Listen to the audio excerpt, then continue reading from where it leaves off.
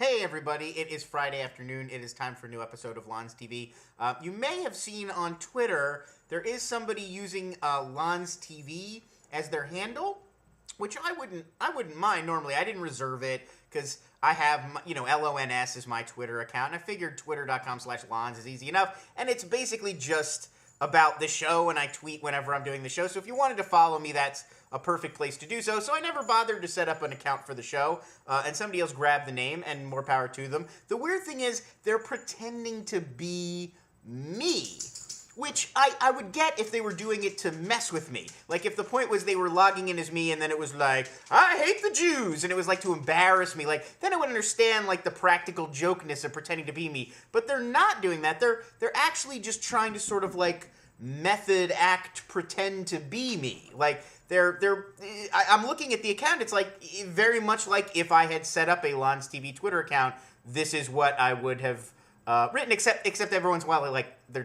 taunting me, like, oh, you don't know who I am, ooh! So, it's a weird feeling, because I don't know how upset to be. Like, I'm a little upset just because it's, you don't want somebody pretending to be you because you're not in control of your own public voice. Like, he could say, or she, I guess it could be she, could say something really offensive, and people might think that it was me, and, like, I'm trying to, like, work in this industry, and so, obviously that would be unfortunate if I'd had to then tell people, like, oh, no, that crazy anti-Semite with my face on Twitter is not really me. But they're not doing that. So right now they're just doing, like, hey, thanks for watching my show, or whatever, just, like, talking as if it was sort of me, but I had a high-pitched, squeaky voice for some reason, because that's how they sound in my head. So, I'm trying to figure out how to calibrate my reaction. So far, I'm not really doing anything. I said something to them, and they got back to me, in sort of a cutesy way, and so I'm just not going to feed into it anymore. But just so you all know, there is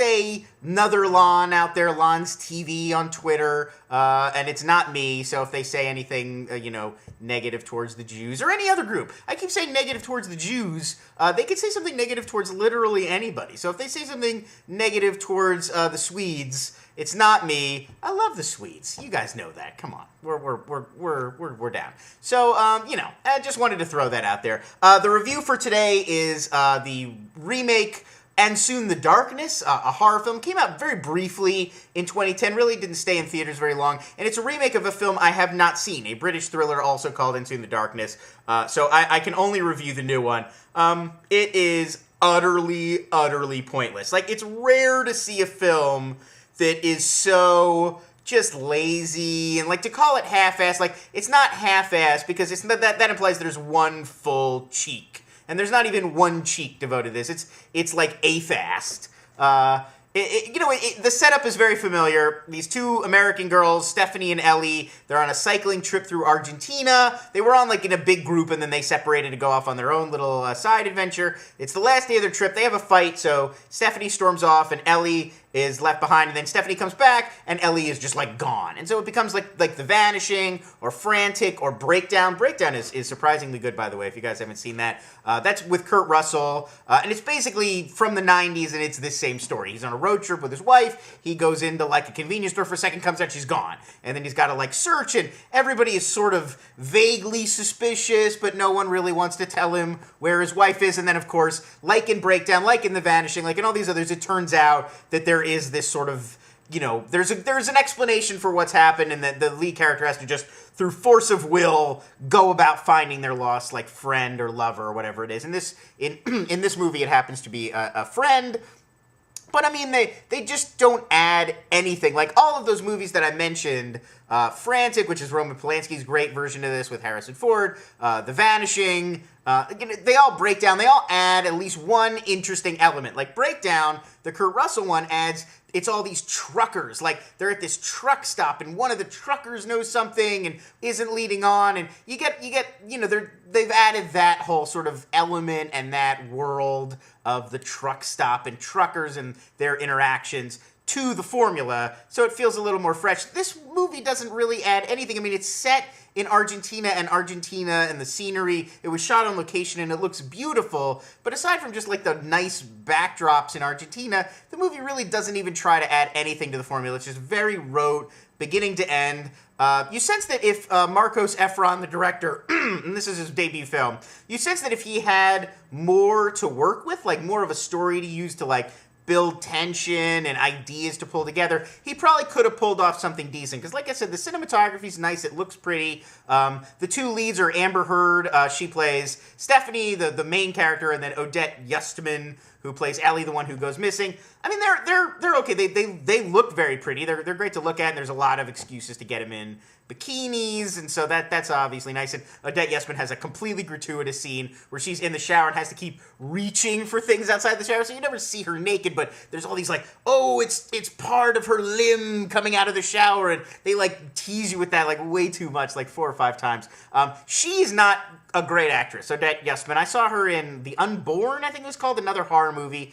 And in both movies, I was irritated by her, just her way of speaking. In this movie, it's really like the director was with a megaphone right off screen, like, be more obnoxious, louder, shriller, more obnoxious. She's just irritating, and her whole character is so, like, silly and overdone and cliched, and like, oh, she's the slutty girl who's here to have a good time. She's like Snooki, but in like a much hotter person's body. So she's not great, but she's sidelined right away because she goes missing. It's really Amber Heard's movie, and Amber Heard is great and very convincing. So you sense that like that combination of the scenery and Amber Heard and Argentina in this sort of exotic location, it could have been something, but they just don't ever take it anywhere interesting.